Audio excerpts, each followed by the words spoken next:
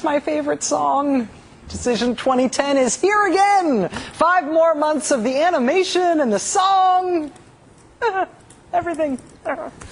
Tonight is primary night in Alabama, in Mississippi, and in the great state of New Mexico.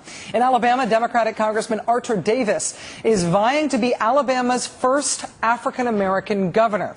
At the moment, with a whopping 3% of precincts reporting, Agriculture Commissioner Ron Sparks has the lead in the Democratic gubernatorial primary over Arthur Davis. But again, 3%. Don't jump to any conclusions. Over on the Republican side in the Alabama governor's race, there are 7 people running for the Republican gubernatorial nomination. Alabama is a runoff state, and the top 2 contenders on that side will likely face off in the July 13th runoff there. Speaking of runoffs, Congressman Parker Griffith, who was elected a Democrat in 2008 but switched parties in December to become a Republican, he is facing 2 opponents in Alabama's 5th district in the Republican primary there. Unless he can get 50% plus 1 of the vote, Mr. Griffith will have to keep it up for the July 13th runoff elections, which could be very difficult for him. Over in Mississippi, which is also a runoff state, the most interesting race is the Republican battle for the 1st congressional district. An African-American woman named Angela McGlowan is running there against the establishment-backed state senator Alan Nunnally and ex-Bush Justice Department official Henry Ross. Results still coming in for that race, but at the moment, with 21% of precincts reporting, the establishment candidate, Senator Nunnally, has 51% of the vote, obviously hoping to avoid a runoff there. Now, the polls in New Mexico closed about half an hour ago, 9 p.m. Eastern. Results are still coming in from New Mexico, too close to call for those races so far. But next Tuesday, of course, will be another big election night, another opportunity to play my favorite song. Next Tuesday, elections in 12 states, 10 primaries, the Arkansas runoff election, and a special election in Georgia.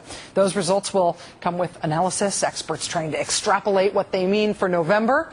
But as meaningful as tonight's results and the results next Tuesday will be to the winners and to the non-winners, they won't necessarily have much predictive value for November's big showdown for control of the House and the Senate and the state houses.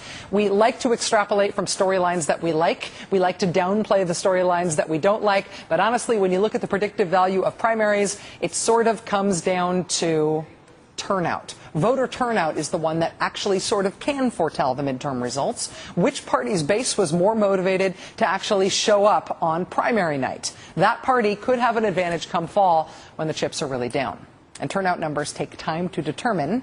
Here are some of the most important turnout numbers from the last primary night and the May 18th primaries, most notably in Kentucky. Remember Rand Paul? Of course you do. Don't be coy. Dr. Rand Paul walloped the Republican establishment pick in the Senate primary in Kentucky. Trey Grayson came in second.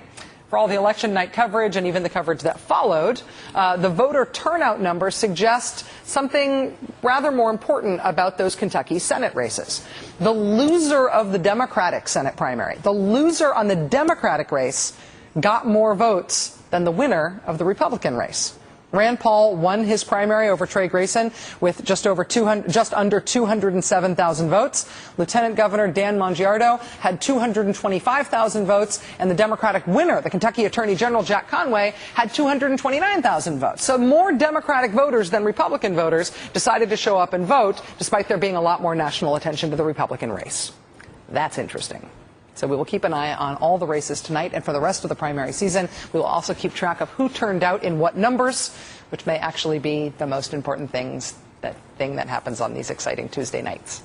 Joining us now is Ed Shultz, host of MSNBC's The Ed Show and author of the new book, Killer Politics: How Big Money and Bad Politics Are Destroying the Great American Middle Class. Ed, thank you so much for being here. Thank you, Rachel. I know why you like that animation. It has an official sound to it. Yeah. Anytime you can do something official, right? It makes me feel I belong here. Yeah. This is exactly what I meant to be doing. When you look at what's going on, I mean, obviously tonight not a huge primary night, but races are happening. Had a slightly bigger one last Tuesday, definitely bigger one coming up next Tuesday. These primaries, are they starting to give shape to you? Any shape that you can see to what's going to happen in the midterms? Well, I think next Tuesday night in Arkansas, it's going to be big because this is really the first of 4 senators on the Democratic side and the independent side that fought health care, the public option, and some other provisions in there that was supposed to be part of the government takeover. You had Joe Lieberman, Ben Nelson, Mary Landrieu, and Blanche Lincoln. Lincoln's the first one up. She's facing a tremendous challenge from Bill Halter, Lieutenant Governor, who is getting a lot of support from progressives around the country. And if the progressives win that primary, I think it sends a statement that there's not going to be this huge landfall of Republican seats being won in the midterm, because the progressive base has still got a pretty good grip about what this mission is all about. That what happened in the last 8 years and how the deregulation has handed us all the multitude of problems that have been out there. And I think there's a great deal of awareness and consciousness amongst the progressives in this country that this is an opportunity, and I'm giving analysis of how I think the progressive movement views this. This is an opportunity for the Democrats, the liberals, the progressives, to take out a corporate Democrat. And that's Blanche Lincoln. Now, she may have done some good things, but how she's viewed and perception's everything right now. Do you think that, do you buy the common wisdom that electing a more progressive Democrat in a conservative state, relatively conservative state like Arkansas, sets Democrats up worse for the general election? Well, no, I don't. I think it sends a message to other centrist corporate Democrats that are out there that get too cozy with Wall Street, that get too cozy with the big money, that, you know, there's going to be a wake-up call. And you could find yourself on the radar screen of the people who are still into this hope and change and believe that we've got to do something in this country to get the middle class back thriving again. I was struck in the book, you make the case that, you know, there was all this work done essentially to pave the way for Obama's election, all this work done on the progressive side, and when he was elected, you sort of make a joke about like, oh, everything's fine and we can all just go fishing, everything's done. And on the one hand, you're sort of making this case that people need to keep fighting. I mean, you on the cover, you have boxing gloves on. Yeah.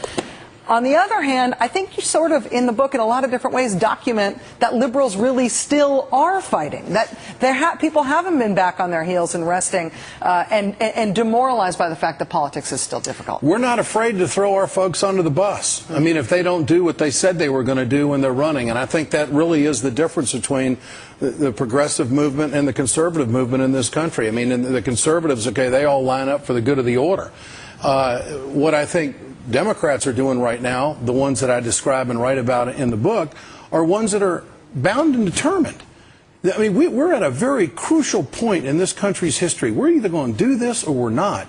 We're either going to make sure that the working families of this country have a fighting chance. And one of the things that I really wanted to accomplish in this book was I wanted the tone to represent what I've heard on the road for the last 2.5 years of doing town hall meetings. And I kept getting this reoccurring theme from people in all the different markets that we were going to, like, we're falling behind, and nobody's saying anything about it. So I wanted to write a book on the middle class and represent the everyday struggles and the numbers. There's a lot of research in the book are just absolutely staggering on what has happened for the top 1%, the deregulation that's taken place, the dirty money in politics that has shaken down the politician and influenced our elections, and who's out there with almost no representation? The middle class. Right. And if we just have a country of super rich, and the dirt poor, we're not going to be a great country. And we can save this. I know we can, and I've got a roadmap there. And the corrosive effect on American values to lose the middle class, I think, is something that you sort of nail, both in the way that you present it and the way you argue it. So, Ed, I enjoyed the book, and I'm happy that I got you to stay up late and come on my show. I appreciate it very much. Thank you, Rachel. It's great to be on with you. Ed Shultz is going to be broadcasting from Arkansas the night of the Bill Halter and Blanche Lincoln primary, which is going to be very exciting. I might piggyback on that trip if I can. You never know.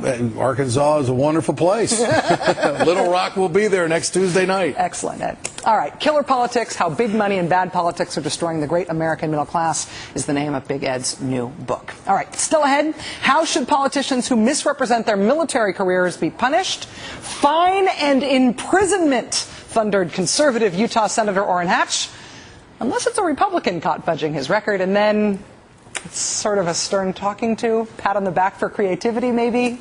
Orrin Hatch gets caught out being very, very partisan in a bad way. Please stay with us.